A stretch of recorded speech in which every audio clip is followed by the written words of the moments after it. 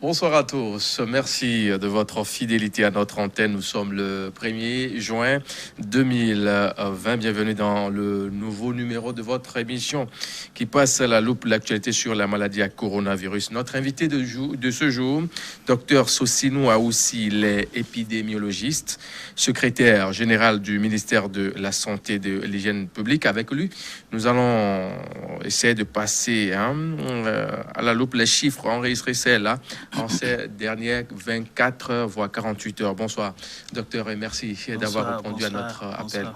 Bonsoir, Mathieu. Bonsoir, chers téléspectateurs, chères téléspectatrices. Merci une fois encore de vous rencontrer ici dans ce magnifique studio. Oh, merci pour débattre, pour les compliments. Pour discuter de Covid-19 et continuer à parler à la population sur les moyens de prévention surtout, pour éviter la maladie dans tout son ensemble. Alors, quand on parle, bien sûr, à l'heure actuelle de coronavirus au Togo, concrètement, qu'est-ce qu'on peut avoir comme information fiable dans tout son ensemble? Alors, nous avons au Togo aujourd'hui, à la date du 1er juin, jour de l'arbre, je voudrais profiter pour souhaiter un joyeux mois de l'arbre. Et je sais que tous les Togolais, les 8 millions de Togolais et résidents au Togo que nous sommes, chacun d'entre nous va profiter pour mettre un plan à terre. Et ça fera 8 millions, ça va faire 8 millions voilà. de plans. Et puis, vous savez que c'est une journée bénie, aussi bien par nos ancêtres que par Dieu. Dieu qui est le suprême. Et il y a une bonne pluie à Lomé aujourd'hui. Et je crois qu'il a plu aussi sur une bonne partie de l'étendue du territoire national. Donc, chacun mettra en place le plan. Alors, la situation aujourd'hui, ce 1er juin 2020, est la suivante. Nous sommes aujourd'hui à 443 cas confirmés de Covid-19 au Togo. Un cas retrouvé aujourd'hui, mais au plus mauvais endroit. Sinon, c'était réjouissant de savoir qu'il y a un cas infecté, mais bon. Seulement, c'est au plus mauvais endroit parce que c'est dans le port de pêche. Port de pêche. Port de pêche, il y a beaucoup de personnes là-bas, donc nous avons un grand souci. On a toujours des... Et ça nous donne un petit souci pour le moment, comment les contenir, comment éviter que ce cas-là ne puisse pas donc infecter toute la population qui est densément localisée à cet endroit. Je voudrais profiter pour donner l'aperçu général de l'évolution de l'épidémie depuis le 5 mars 2020. Et vous vous rappelez, le premier cas qui est le cas index a été découvert le 5 mars 2020 et la déclaration du gouvernement qui s'en était suivie le 6 mars. Le 6 mars. À la fin du mois de mars, nous avions eu 44 cas. 44 cas, fin mars. 34 cas. 34 cas. En fin avril, 30 avril, nous étions passés à 116 cas. 116 cas. Voilà, donc si vous ôtez 34 de 116, ça faisait 82 cas répertoriés dans le mois d'avril seul. Nous sommes en fin mai. Hier, nous étions à 442 cas et quand vous déduisez 116 de 442 cas, ça fait exactement pour le mois de mai seul 316 cas. 316 cas. Ça veut dire que nous sommes passés de 34 cas en mars à 82 en avril et de 316 en mai. Et cela dit, je veux décortiquer un peu aussi les chiffres du mois de mai. Il y a une semaine, on était au 25 mai. Nous étions à 386 cas. Et si aujourd'hui, nous sommes à 443 cas, ça veut dire qu'en une semaine, nous avons eu 57 cas, nouveaux cas, en 7 jours. Une semaine plus tôt, c'est-à-dire il y a 2 semaines, nous étions à 330 cas. Ça veut dire qu'en 2 semaines, nous avons eu 113 nouveaux cas. Et depuis le 1er mai, donc, comme je le disais tantôt, disons qu'il y a 3 semaines, nous étions à 181 cas confirmés. En 3 semaines, depuis le 11 mai jusqu'à ce jour, nous avons eu au total 262 cas. Autrement dit, nous avons eu l'évolution fulgurante de la maladie depuis ce mois de mars. c'est dû essentiellement au fait que tous les districts sont touchés, excepté le district, bon, disons, toutes les préfectures sont touchées, excepté la préfecture de Haro, la préfecture d'Agou et puis la préfecture de Tandouari. Et ces préfectures sont touchées parce que nous sommes en train de rentrer dans les périodes de pluie. Les Togolais qui ont migré pour aller faire des petits jobs dans les pays voisins où la situation est assez peu contrôlée, je cite le Bénin, le Burkina, le Ghana, la situation est je peux dire pratiquement hors de contrôle dans ces pays. Ils rentrent et quand nous leur faisons le prélèvement, on se rend compte que la majorité d'entre eux sont infectés. Avec le protocole mis en place, ils sont tout de suite isolés. Les premiers contacts qu'ils ont eus, on essaie de les suivre, faire tout pour que ces contacts-là ne fassent plus d'autres contacts et biologiquement, ils sont suivis jusqu'à ce que, s'ils sont testés positifs, on puisse les prendre en compte. Donc, ça fait que ces personnes, voyageurs qui sont rentrés et qui sont infectés, on essaie de les suivre, les traiter jusqu'à la guérison, prévenant ainsi l'infestation à d'autres personnes. Pour dire qu'à l'heure actuelle, la gestion de l'épidémie dans l'ensemble du territoire national, tout se passe très bien et que nous avons une seule chance. Peut-être c'est toujours cette bénédiction que le peuple togolais a. Plus de 80% des personnes qui sont infectées sont asymptomatiques. Ce qui rime d'ailleurs bien avec les données internationales. Et ça fait que toutes ces personnes infectées sont contenues dans leur préfecture où ils sont infectés, où les préfets, les comités locaux de gestion avec les maires, les responsables sanitaires locaux ont pu trouver des auberges, des hôtels pour garder ces personnes-là, les suivre, leur donner des traitements adéquats jusqu'à la guérison, jusqu'à ce qu'ils purgent l'organisme avec le système immunitaire donc, de cette maladie. Voilà la situation à l'heure actuelle, au 1er juin 2020. Alors, si on essaie un peu d'analyser les chiffres mois par mois, vous l'avez dit, fin mars, on était à 34 cas. Fin avril, on était à 82 et fin mai à 316 cas. Est-ce que vous dites que de mois, mais seul. Mais seul. Bon, est-ce qu'on peut dire que la situation est sous contrôle? Bien sûr, la situation est sous contrôle parce que nous avons besoin de faire encore une analyse en profondeur de ces données. Mais très rapidement, je peux vous dire que la moitié de ces cas proviennent des contacts, des cas confirmés, et 30% de ces cas proviennent des voyageurs. OK. Alors, ce qui nous fait souci actuellement, c'est les cas suspects. S'il y a un peu plus de 10% de cas confirmés proviennent des suspects, c'est-à-dire des gens pour lesquels l'origine de leur infection n'est pas connue. S'il y a des cas comme ça, nous pouvons les appeler les cas communautaires. Ça veut dire que l'infection existe. Mais pour arriver à bout, nous allons repasser très rapidement les mesures de prévention. Il faudrait que tous ceux qui se sentent suspects de la maladie, qui ont des signes de la maladie, la fièvre, les maux de gorge, les maux de tête, les douleurs dans tout le corps, que nous appelons l'arthromyalgie, qu'ils puissent appeler le 111 ou aller dans le centre de santé le plus proche. Oui. Partant de là, les signes sont similaires aux signes du paludisme. C'est pour ça aujourd'hui nous sommes en train d'inculquer la tête de nos professionnels de la santé que nous devons commencer par travailler avec Covid-19. Travailler dans le contexte de Covid-19 où Covid-19 ne doit pas faire peur. Quels que soient les signes présentés par le patient, nous devons faire les premiers soins. Nous avons dans nos algorithmes que quand quelqu'un fait la fièvre, traitez au moins la fièvre, donnez-lui un traitement antipaludéen, mais cherchez entre autres le paludisme, cherchez également Covid-19, dont les tests deviennent de plus en plus accessibles pour nos formations sanitaires.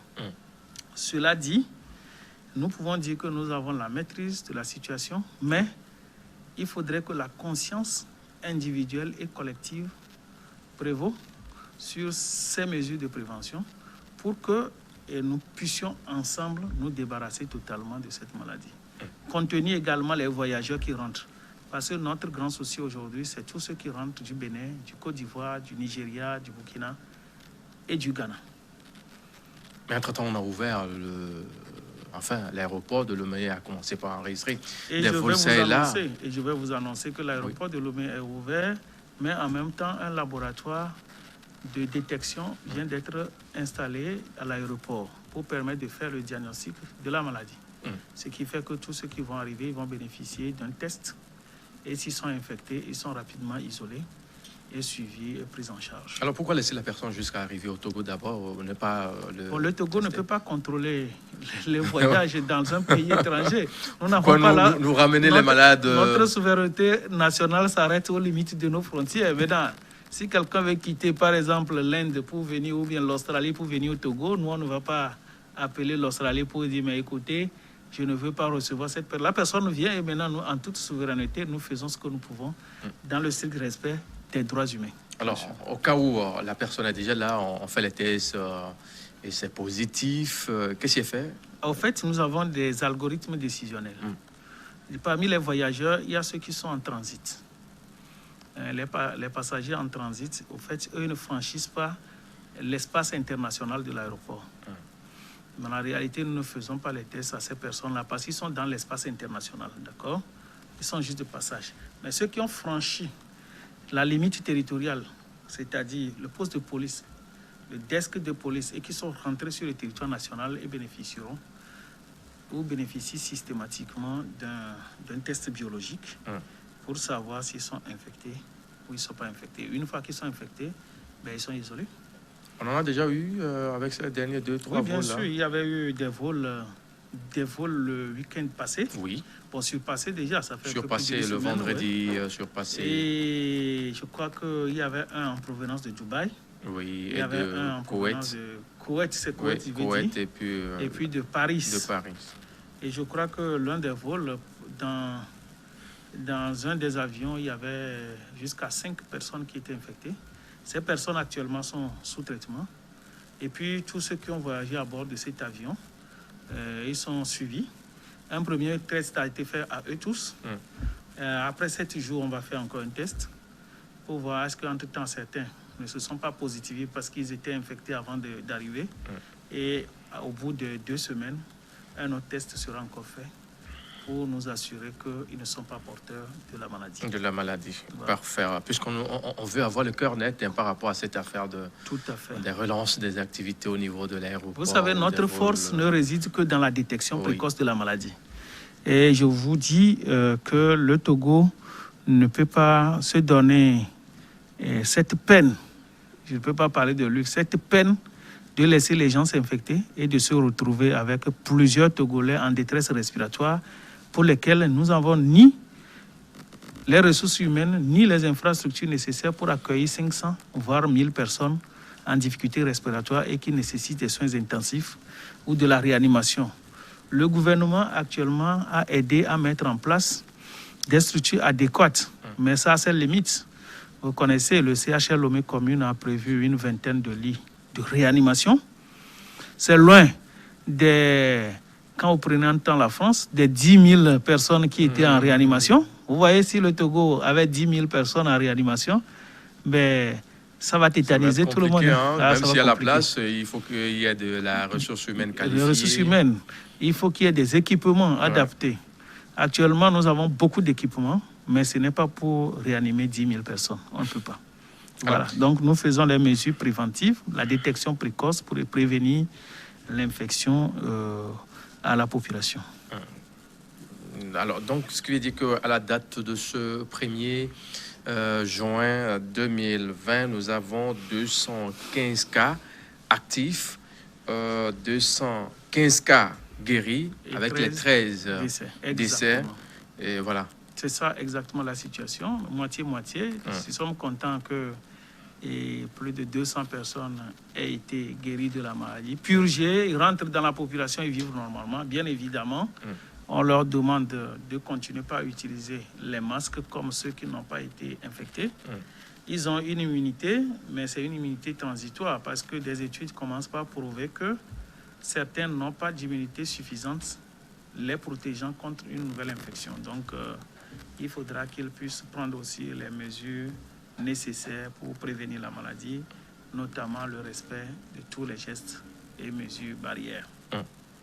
Alors, est-ce que c'est ça qui vous a amené à revoir un peu les heures de couvre-feu entre-temps, de 22h à 5h désormais? Au fait, je vous assure que le leadership du chef de l'État a été décisif dans cette lutte.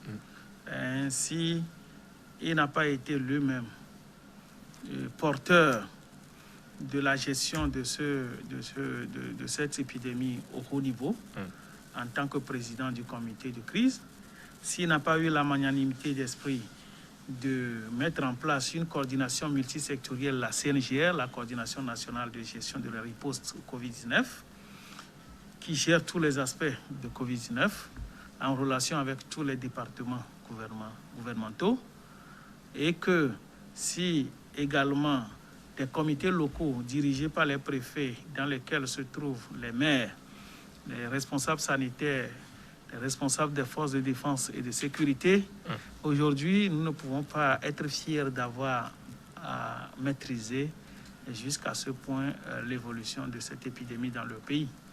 Qui sait, il y a 2 ou 3 semaines, quand nous avons de nombreux cas, les gens criaient que oui, il y a beaucoup de cas. Mais nous, on savait que c'est des cas d'importation ou des contacts des cas confirmés. Ça veut dire que nous arrivons toujours à cercler avec quelques cas suspects, les cas suspects sur lesquels j'avais déjà débattu un peu longtemps. Alors, et que dès que nous allons maîtriser encore les personnes contacts là qui sont infectées, et aussi avoir un meilleur contrôle de ceux qui reviennent de l'étranger, nous étions trop sûrs que le nombre de cas va encore baisser, et c'est à ça que nous assistons aujourd'hui. Ok, donc c'est un peu ça la situation dans tout son ensemble, comment vous gérez les choses, les heures. Peut-être que dans les jours qui viennent, on nous dirait que les cours vont reprendre. C'est possible, parce que nous, les propositions que nous sommes en train d'étudier à soumettre aux autorités gouvernementales, c'est que il faudrait, nous sommes en train d'étudier la possibilité de voir, est-ce qu'il ne faudrait pas soumettre aux autorités gouvernementales l'ouverture des classes, par exemple, aux élèves qui sont en classe d'examen. C'est des propositions que nous sommes en train d'étudier, que nous devons soumettre très récemment aux autorités gouvernementales. Ce faisant, ça va permettre de créer des mesures de distanciation physique, c'est-à-dire si les élèves étaient quelques dizaines dans une classe, ben, le fait que ce soit les CM2 simplement qui reprennent le cours, on peut les disloquer dans d'autres classes pour leur faire un rappel mémoire avant le CPD. La même chose pour la classe de 3e, la même chose pour la classe de première qui prépare le probatoire, le bac 1, et la classe de terminale. Maintenant, notre proposition, que nous n'avons pas encore soumise, bien sûr, au gouvernement, va aussi dans le sens où est-ce qu'il n'est pas possible déjà, comme la plupart des classes de passage ont fait plus de 70% des cours, est-ce qu'il n'est pas important aujourd'hui de voir si on ne peut pas à cette étape-là évaluer ces élèves et puis laisser ceux qui ont été meilleurs tout au long de l'année passer en année supérieure et reprogrammer les cours l'année prochaine pour la nouvelle rentrée. Mais c'est des propositions que nous sommes en train d'étudier. Le gouvernement, en temps opportun, prendra une décision qui peut être totalement différente des différentes propositions que je suis en train d'étaler ici. Et je crois qu'il y a plusieurs experts qui étudient la question. Les acteurs de l'éducation, les acteurs économiques. C'était en une rencontre avec les ministres, c'était le week-end. Et je crois qu'il y a eu déjà une première rencontre. Oui. Et je crois que ça va continuer. Les discussions sont en cours. Le milieu syndical aussi est impliqué. Et donc, je crois que le moment venu, le gouvernement prendra une décision et puis ça sera annoncé à tout le peuple togolais. Parce que les enfants entendent, hein, et les parents sont... Ils attendent pour leur sécurité, pour notre sécurité, pour la sécurité nationale, alors, bien sûr. Justement, pour la reprise des classes, il faut quand même qu'il y ait des mesures barrières, enfin, les notions de mesures barrières, au moins le lavage de mains, port de masque systématique, et puis bon, la distanciation peut-être, voire 15 à 20 personnes, élèves par classe, dans tout son ensemble. Vous voyez que pour agir de façon minutieuse et sereine, il ne faut pas aller de façon hâtive. Il faut éviter d'aller dans la précipitation. C'est tout ça là qui fait que le gouvernement est en train d'aller. Nous, on est des vous êtes les techniciens là. Donc on propose. Le gouvernement prend son temps pour analyser mieux, pour ne pas faire trop de fautes. Il n'y a aucune décision qui est parfaite. Le gouvernement prendra une décision, mais qui aura plus d'avantages que d'inconvénients. Ok. Voilà. Parfait. Nous allons parler cette fois-ci de ce médicament qui au départ avait fait tellement parler, qui finalement, aujourd'hui qu'on est encore les revers, on a interdit l'utilisation dans certains pays, mais en Afrique, il y a le Sénégal qui dit qu'il continue avec, le Togo ne s'est pas prononcé, mais continue avec le même produit. Je veux parler bien sûr de l'hydroxychloroquine. Qu'en est-il justement en matière de traitement de cette maladie à coronavirus? L'hydroxychloroquine, c'est un dérivé d'une plante qu'on appelle la quinquina. C'est des dérivés synthétiques qui ont permis de fabriquer la chloroquine. Je crois que la forme commerciale qu'on connaissait plus avant, c'était la nivaquine. La nivaquine, hein? Dans la réalité, j'évite de faire des débats dans les domaines qui ne sont pas vraiment des domaines publics. La science doit être réservée aux scientifiques. Parce que si vous ne savez pas expliquer, vous créez encore plus de polémiques, de l'incompréhension. D'abord, je voudrais dire à ceux qui nous écoutent que coronavirus est un virus. À l'instar des autres microbes, ce virus n'est pas un être vivant. En fait, un virus n'est pas un être vivant. Donc, on ne tue pas un virus. Un virus, c'est juste du petit matériel génétique. Je ne sais pas comment l'expliquer, mais peut-être déjà, il faut avoir fait la génétique en 3e, c'est ça? Oui, 3e, pas vraiment, en terminale. Voilà, terminale. Ben, oui. Je crois qu'à partir du 3e, déjà, on parle un peu de la génétique. Reproduction en 3e. Voilà. Avec les drosophiles. Je ne sais pas trop si c'est vraiment...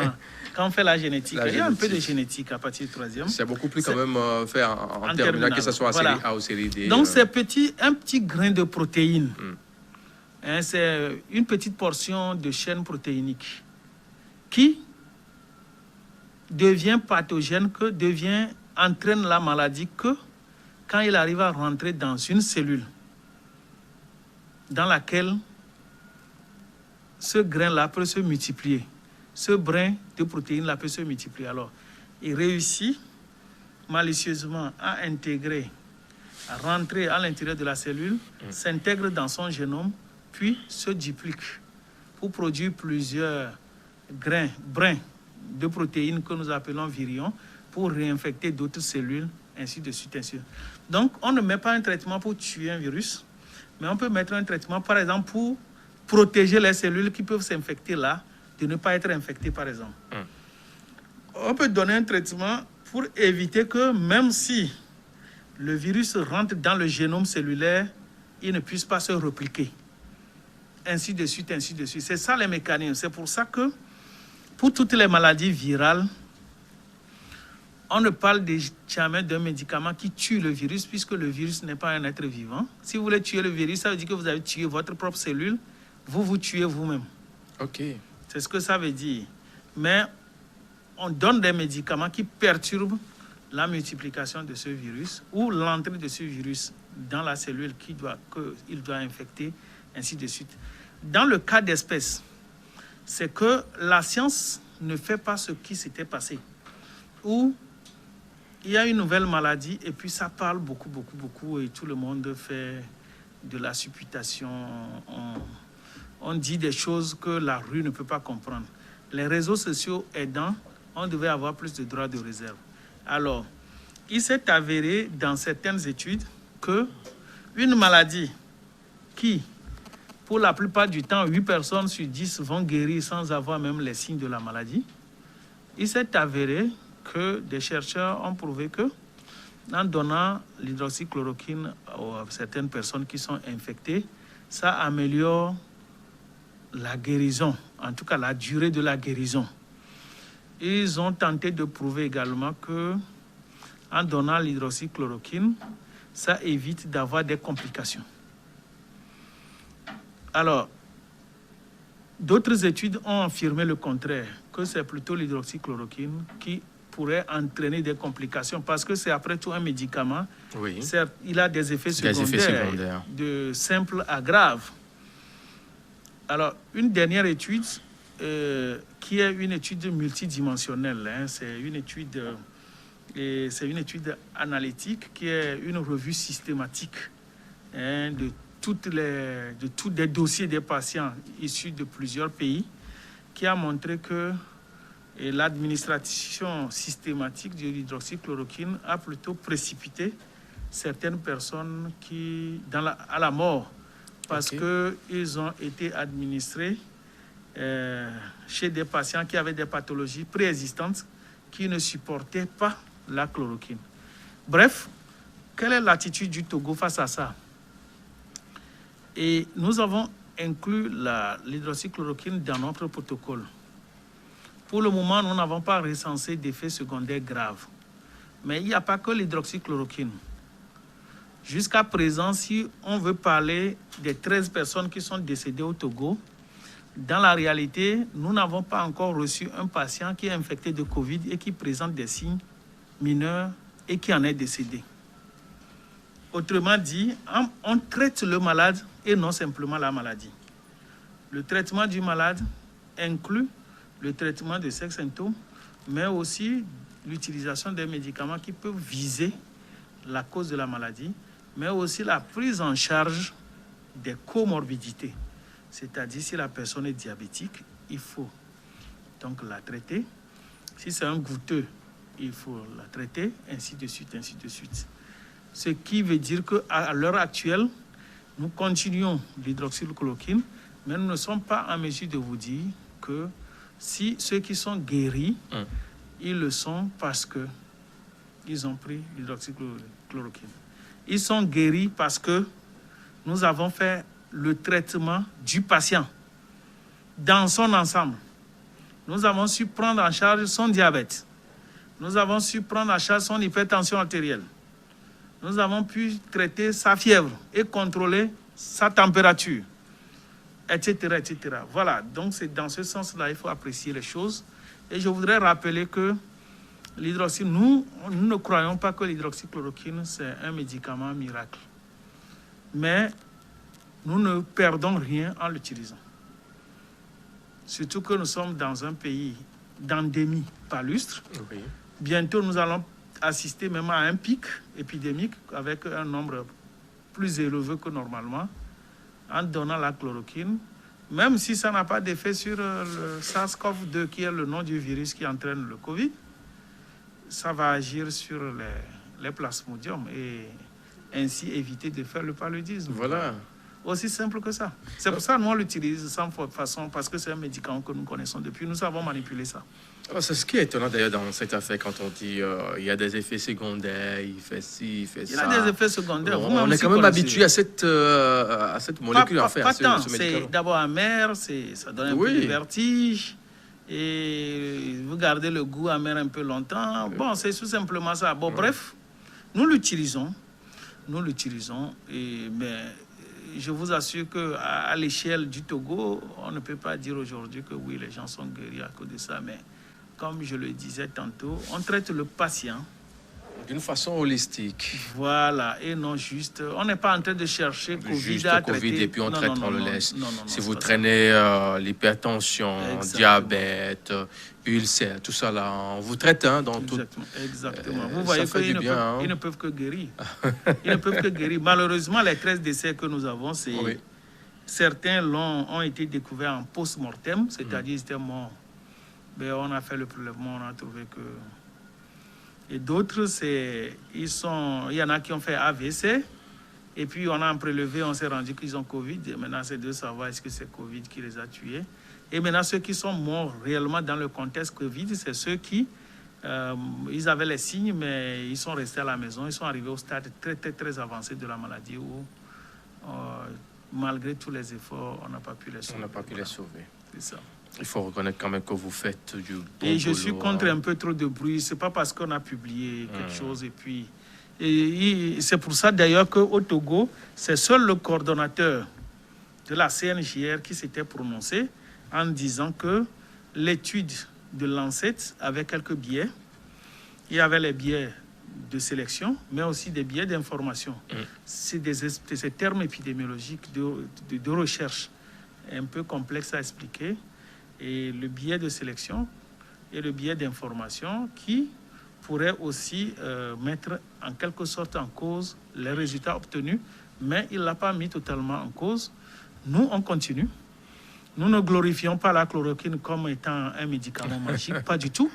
C'est pour ça le Togo, je crois que la position du Togo est claire.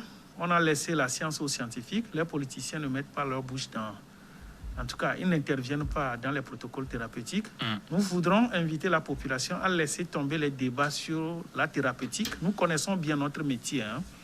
Et aujourd'hui, je voudrais assurer la population que l'État, le gouvernement a mis tous les moyens à notre disposition pour prendre soin des patients. Donc, ils n'ont qu'à avoir confiance en nous. Quel que soit le protocole utilisé, le plus important pour nous, c'est que tout patient infecté doit sortir vivant. Donc, de sa salle d'hospitalisation. Voilà. Est-ce qu'on peut dire aujourd'hui que le temps du pic est passé déjà, ou bien c'est encore loin? Non, pas du tout. Au fait, nous avons fait 20 000 tests. 20 000 tests, nous sommes 8 millions de Togolais. Sur les 20 000 tests, il y a 443 positifs. Donc, vous voyez que nous avons encore du boulot. Ce qui veut dire qu'on doit redoubler de vigilance. Oui. On doit redoubler de vigilance. Il y a une bonne partie de la population qui n'est pas encore infectée. Une étude récente, il y a 3 semaines environ, dans les professions à risque, c'est les professionnels de santé, que ce soit à la pharmacie, à l'hôpital, c'est les agents des caisses de banque, c'est les forces de défense et de sécurité, c'est l'aéroport. Cette étude a montré une prévalence très faible. C'est-à-dire le niveau d'infection. Mais nous aussi, on n'est pas épargnés, hein, les journalistes. On est bien sûr, avec votre milieu confiné, non aéré là, c'est sûr que, en tout cas, beaucoup de groupes ont été touchés. On s'est rendu compte que c'est 1,5% qui avait été infecté. Ça veut dire que la circulation de la maladie est très faible. Très faible. Et on doit tirer chapeau au gouvernement et surtout nos acteurs de terrain pour l'effort fait pour contenir le mal depuis la source, depuis les communautés. Voilà. Merci bien. Nous allons commencer par prendre des questions qui nous ont été laissées par nos fidèles téléspectateurs, téléspectatrices. Et la première nous dit ce qui suit. Ce qui suit, salut, je vous remercie pour votre travail bien fait. Charles Tossa d'Afagnan, c'est des compliments. Hein? Des compliments, donc je salue tous les gens d'Afagnan parce qu'ils ont été très contributifs. Et vous savez qu'il y a plusieurs cas qui ont été trouvés à Afagnan dans le Bas-Mono ces derniers temps. Oui. La population a été très collaborative et ils ont été très compréhensifs et ils ont accompagné le processus. Et ceux qui sont infectés n'ont pas fait objet, à ma connaissance, de discrimination. Je les salue et je les encourage dans ce sens. Merci bien à ceux qui nous suivent actuellement depuis Afagnan, Bleta et autres là. Afagnan, à Titongon, à Gomé-Glozou, Sévagan, de ces consorts. Tout le monde là-bas, hein, surtout. Jusqu'au niveau de... C'est où là? J'ai eu un peu le nom là. Où ça? Vers le sud encore? Oui, vers Agbanaké. Ah oui, vers Agbanaké, Aklakou. Aklakou, oui, Aklakou, voilà. AVV consort. Voilà. Merci bien. On va prendre la seconde question de cette émission. Pourquoi c'est le politique qui pilote la lutte au lieu du médical qui est supposé être le mieux indiqué. Enfin, il faut un peu de la politique Non, pour mais pouvoir... attendez, je ne comprends pas. Ils pilotent, les politiques pilotent. Le pilotage... Mais l'exécution, c'est pour c'est nous. C'est pour les L'exécution, c'est nous. scientifiques. Sinon, le pilotage doit être politique. Oui. Pour une vision politique claire. Et d'ailleurs, c'est ça qui nous a aidés. Si les politiques n'étaient pas dedans, est-ce que moi, secrétaire général du ministère de la Santé, je peux décider d'égarpir le CHR Lomé commune pour l'installer? Voilà, il faut le politique pour piloter. Et ça, nous saluons vivement l'action du chef de l'État. Je crois qu'il doit comprendre ça. Mais sur le plan mise en œuvre, la mise en œuvre est assurée par la CNJR. C'est le professeur Djibril. Il n'a rien de politique. Ouais. C'est un enseignant de rang A de l'université. Il est agrégé de médecine interne. Moi, je suis le secrétaire général du ministère de la Santé. Je suis au pôle de coordination technique du ministère de la Santé. Et je suis adjoint au professeur Djibril. Alors, qu'est-ce qui est politique? Voilà. Nous arrivons à coordonner à travers les réseaux communautaires jusqu'au réseau communautaire la gestion de cette épidémie. Et d'ailleurs, c'est pour ça que les politiques interviennent très peu. Très peu, hein. La conférence de presse est animée tout le temps par le coordonnateur. Et il n'est pas un ministre. Alors, il joue pleinement son rôle en tant que technicien et nous saluons pleinement l'action des politiques qui supervisent, qui a une vision claire de ce que nous devons faire sur le terrain. Voilà. Parfait. Et si nous demandons à ce que les politiques ne s'y intéressent pas vraiment à l'exécution, bien sûr, de ce qui concerne la riposte de cette maladie à coronavirus, il faut que nous, qui sommes bien sûr les citoyens, nous contribuons, parce que la mobilisation semble être un peu timide. On a parlé de 400 milliards à ce jour, on n'a pas encore 10 milliards. Il va falloir qu'on commence par mettre des moyens dedans pour que l'on puisse bien guérir, avoir les moyens qu'il faut au niveau du CHR Lomé communal à l'intérieur du pays pour la riposte dans tout son ensemble. Même si vous avez on peut quand même saluer ceux qui il y a quand même des mobilisations, plus ou moins les gens ont fait des dons ça et là. On doit les encourager. Bien sûr, bien évidemment, encourager les partenaires aussi. Et la seule chose, c'est que les partenaires doivent éviter donc... de faire tambour battant autour de ce qu'ils font. Voilà, ce qu'ils faisaient en temps normal, où l'exécution de leur activité, parfois, c'est pas toujours bien traçable. Je crois que tous ceux qui veulent investir dans le Covid-19, ils doivent prendre attache avec la coordination nationale de gestion de riposte au Covid-19. Quel que soit le secteur dans lequel ils veulent mettre les fonds, que ce soit le secteur de la santé, secteur social, éducation et tout, la CNJR doit être informée. Comment faire pour vous informer des contacts? Alors, la CNJR a une adresse bien précise que je n'ai pas gardée en tête parce que j'ai coupé mon portable. Sinon, j'allais vous donner l'adresse. Mais je vais vous communiquer l'adresse que vous pourrez afficher très prochainement sur l'écran. Dans le second numéro de cette émission. Exactement. Vous pouvez afficher ça et puis pour que les gens puissent contacter la CNJR, que ce soit sur WhatsApp ou sur... Mais pour toute information utile, les gens peuvent continuer par appeler le 111. Le 111 va vous donner toutes les informations utiles, même si c'est destiné pour les patients suspects. Parfait. On va continuer avec les questions de ce jour. Je crois que les efforts des dirigeants ainsi que du personnel soignant africain méritent d'être salués. Merci beaucoup. Est-ce que le continent africain a un espoir de venir à bout à cette crise meurtrière, sanitaire? Merci beaucoup. Je crois que le personnel soignant mérite vraiment d'être encouragé et d'être salué, comme il a dit. Est-ce que le continent africain a l'espoir de venir à bout de cette crise meurtrière? Oui. Oui, si nous prenons conscience de façon collective. Au fait, aujourd'hui, avec la maîtrise que nous avons de cette épidémie, nous allons évoluer probablement vers un mode endémique. L'endémicité, ça va être quoi? La maladie va exister avec nous. Donc, nous devons apprendre à vivre avec cette maladie. La seule chose qu'on doit faire, c'est d'éviter qu'on ait des pics, des infections massives, avec beaucoup de personnes qui vont probablement succomber, comme ça se passe dans les pays développés. Mais la maladie ne pourra pas disparaître. Si c'est juste le territoire togolais qui est concerné, un peu comme nous gérons des cas sporadiques de choléra, de méningite, nous allons maîtriser cette maladie. Mais comme le monde est planétaire, en moins de quelques 5-6 heures, vous avez déjà quitté Lomé pour arriver à Paris. En 12 heures de temps, vous êtes déjà à Pékin.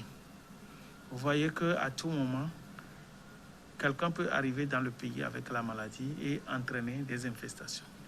Ce qui veut dire que nous devons inviter la population donc à une vigilance. Le respect des mesures barrières doit être toujours de règle. Quand on parle de distanciation sociale, les gens pensent simplement à la distance physique entre les hommes. La distanciation sociale inclut aussi les regroupements inutiles, les visites inutiles dans les maisons. Vous voyez, les rites funéraires rassemblant des milliers de personnes. Non, mais je pense que pour les rites, ça a quand même changé. Hein. Oui, mais j'ai été témoin de certains faits la fois dernière. C'est pas bon. C'est dangereux. Dans les églises, s'il advenait que les églises et les mosquées, en tout cas les lieux de culte sont ouverts, il faudrait que les premiers responsables de ces lieux de culte puissent essayer de disposer les fidèles de telle sorte qu'il n'y ait pas vraiment de contact. Il faut que ces lieux de culte soient aérés. Il faut ouvrir les volets, privilégier l'ouverture des volets pour une bonne aération que de mettre des climatiseurs qui recyclent l'air à l'intérieur. Ils vont s'infecter. Justement, parlant bien sûr des lieux de culte, on sait qu'ils n'ont pas encore eu l'autorisation pour commencer par... Mais est-ce qu'il y a quand même quelque chose qui est fait dans ce sens-là pour la rouverture des lieux de culte et autres? Bon, en dehors de se retrouver et de peut-être prier ensemble, qui n'est pas forcément la seule indication pour l'adoration à Dieu, en tout cas, ce n'est pas la seule indication. Oui. La preuve, ça fait 2 mois, les gens ne vont pas au lieu de culte, mais ils prient Dieu. Mais il nous manque nos pasteurs et tout nos à prêtres. Fait, ça on a envie manque. de les voir.